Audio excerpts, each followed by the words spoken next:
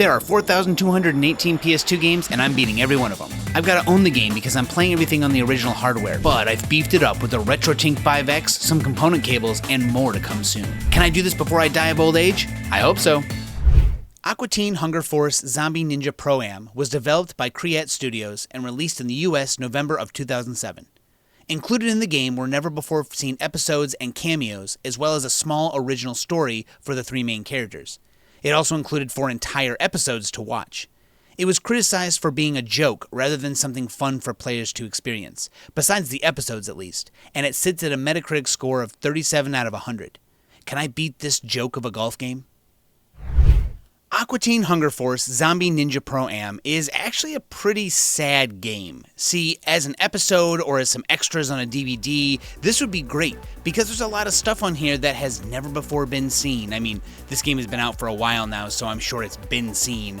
But the only thing that's interesting is the humor and the, clips that they show, which are good. They're funny. I thought they were funny. We all laughed at them. But the gameplay itself is absolutely asinine. So let's check it out real quick.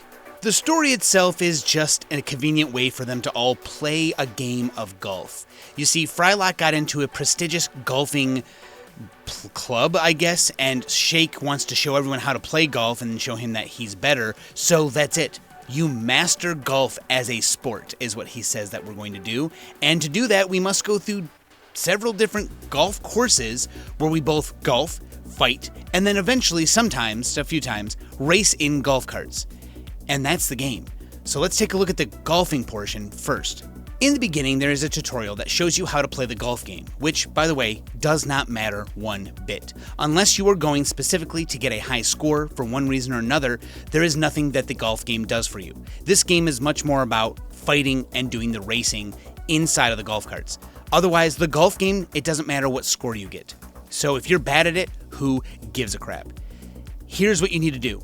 At the bottom of the screen, there's a bar. Very similar to other golf games, especially Hot Shots Golf. Exactly like Hot Shots Golf, except for a few things. You hit X to start it, you hit X to stop it at the power level you want, which is to the left, and then as it goes back to the right, you hit for accuracy. You need to hit within the orange line so that you get the most accurate shot. This is supposed to be where you impact the ball. I don't think it fucking matters though, honestly. It doesn't fucking matter at all, because the ball just kind of goes where it wants to go. Even if you are 100% accurate, it's not going to go straight all the time. Don't know why, but the golf game doesn't matter anyway. The big thing is out of all the golf games, this game decided that the rectangle that moves left and right has one speed until it hits the bar at the right again. It will then slow down. Like some fucking idiot was like, let's slow it down for him. No, it needs to go one speed. In all of the other golf games, it doesn't slow down. It goes the same speed so you can accurately calculate 20 hours in where it's going to land when you hit X. But this game threw me off so badly because I've played so many other golf games. It's like I would miss shots all the time because I just keep forgetting that it slows down. It's not something that's intuitive after so many other golf games. Maybe back in the day, this was fine because not everyone played golf games. But nowadays, if you've played one golf game, you've played them all. And this one is actually the exception to that. This game just does weird shit with golfing. And you only have a few clubs. A wood, an iron, a wedge to get out of sand, and a putter, which is fucking stupid, man. You just have to hit like a certain distance, whatever. It doesn't matter. The golf game doesn't matter. Let's move on. Here is the first course after the tutorial. And it's a par 4. Pretty standard. There's some wind, which doesn't really matter. I don't even know if it affects the ball in any way. You've got your hazards, and you've got a big, weird-looking course. At the top, you can see mulligans, which are fucking useless if you pick them up, because who needs a mulligan in this game? The score never matters. You do see at the top right a Frylock, and a top left is Meatwad, and those are pickups you can get as you walk around. You must follow your ball by walking to it. And once you do, you can pick up some pickups, like some extra, fun videos you can watch, which those are neat, but the pickups are mildly helpful at most because, like I said, the golf game doesn't matter. So Frylock gives you extra power on your shot. Who cares? Meatwad is the only actual useful one where you can hit Meatwad instead of the ball and control him in the air and on the ground. By hitting X over and over, you can have him continue to roll much further. And if you slam on it hard, you can get him to roll most of the way to the hole, which is, at least it reduces the amount of hits you need, by a serious amount. Otherwise, now you have to chase your ball. You have to press X to attack and square to block, which I don't know why you'd even hit square to block. It feels like it's absolutely useless. It's slow, it doesn't work well, and the enemies can hit you from the sides and behind. Who gives a shit? There's some pickups you can get, like temporary weapons that do extra damage to certain enemies, like this bug spray I can use to get rid of these crabs, which it's pubic bug spray, which is wonderful. But everyone has, Frylock and Shake both have different weapons they can use. You can actually switch between Frylock and Shake for the fighting part, which is weird. They both have a couple different weapons. Obviously, Frylock is all ranged because he has eye lasers, and then he has eye lightning and missiles. Shake has a golf club, a sword, and eventually the best weapon in the game, a guitar. And that one's pretty helpful. That's apparently Zakk Wylde's guitar from one of the episodes. But we've got some, familiar enemies, which is cool. The bag of tortilla chips are health, and you've got some other pickups here and there, but they just never really mattered to me. I mean, fighting is hard and it's unfun. So many enemies spawn in, and they will not stop spawning. You can't hit the ball unless you kill everything within your vicinity. And there is no special fighting techniques or mechanics in any way. You hit X and you smack them. And you hope that your attacks stagger them enough so they don't hit you. Because at the top left of the screen, you can see my health bar. Do you see Shake with the little thing that he's putting into his straw there? Yeah. Do you know how much health I have? I don't either. Shake, you can't tell. I mean, Frylock a little bit. It looks like he has cancer from the one episode, and it gets worse and worse. But it's like, wait, so how much do I have left? I don't know how much I have left. Most courses have some kind of boss battle of some sort. As you get closer to the hole, like you hit near the green, you have to fight a boss, and he's just tough. They're just tough. This one is Carl. He's the first wall of the game because you can't hurt him. He just blocks everything you do. The thing that we found out is if you stand next to him with both Frylock and Shake and then switch back and forth between them and attack over and over and over, you will eventually hit him and knock him down and then be able to whack him a bunch. But it's like there's no special things to do. It's switch between the characters as fast as you can and attack with each of them until one of them hits Carl. Asinine. Putting is a fucking guessing game. It faces you the wrong way sometimes. It's just ridiculous, man. Just hit towards the hole. It doesn't matter. There's no ball lying on the green. It goes straight forward. There's nothing. That's it. I got a par here. Who cares? It doesn't do anything for me. This is the entire game. I want you to understand that this is the entire game. I will show you the kart racing in just a moment, but there is nothing else. You play golf and you see familiar characters as enemies, like the turkeys, or the brownies, or the wrenches, and that's it. I mean, there's nothing. It's not a hard game. It's an annoyingly terrible game. The story and the characters and the things they say, hilarious.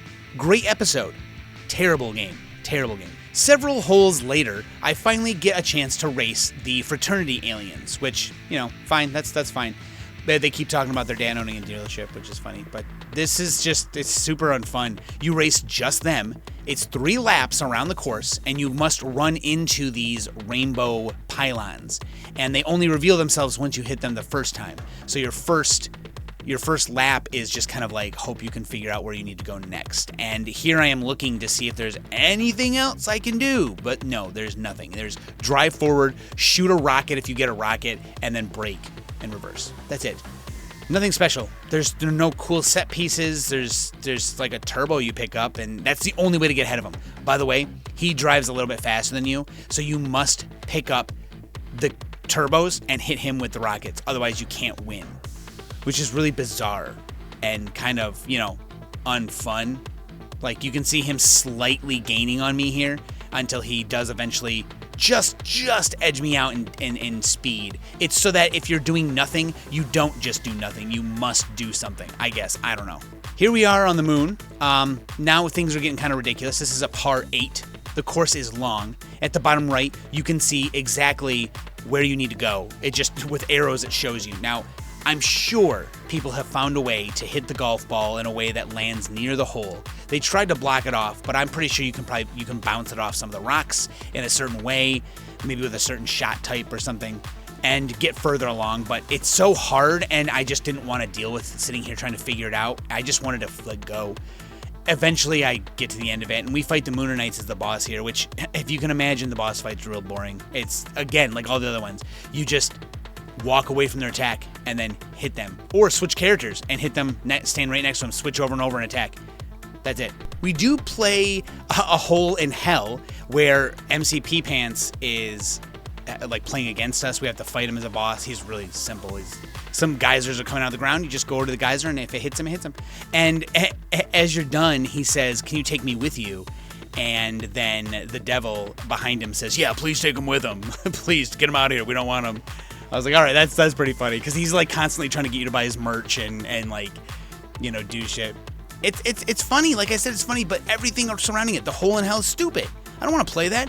It's hit your golf ball 8 or 9 times, and each time you hit it, you have to fight a bunch of shitty little enemies that will not stop respawning. Here's a good representation of the shitty battle mechanics. At the end of the game, this last hole, it is just chaos. Enemies spawn all around you, and you have to rely on getting some good shot, like shoot, move. Hope you can find some health. That's it. And everything is shooting at you, man. There's like, I don't know what to say. It's just horrible. At the end of the game, when you beat it, at 3.5 hours later, Shake doesn't care what score he gets. He calls himself number 1, and he says he beat the 18-hole course, which you didn't play 18 holes. You played like a back 9 or some shit. It was like 9 holes. And that's it. You're done. You've mastered golf, because that's what Shake would do, right? The episode about this would be funny, but the game was not. It's just so sad. And someone asked in the stream, what would you say about this game for big fans of Aqua Teen? Now, I'm a big fan of Aqua Teen. I've seen all the episodes. I've seen them multiple times. I watched them when they first came out. It was a great time. I loved the show. Always loved the show. But I cannot recommend this game to anyone. If you want to see more about the game, go online and watch the videos of people who have shown all the extra footage and just the cutscenes with voices, so you can see what it is. And that way you can save yourself the time of playing the game, because it's not at all worth it. I mean, I'm giving it an E because instead of giving it an F, because it's at least funny, but my God, is it not at all worth playing. It's just not. So let's end the video here. Thank you so much if you watched this video all the way through, even though it was not worth playing. I'm very glad that you were interested enough to at least check the game out, see what it's about. Horrible game. Horrible game.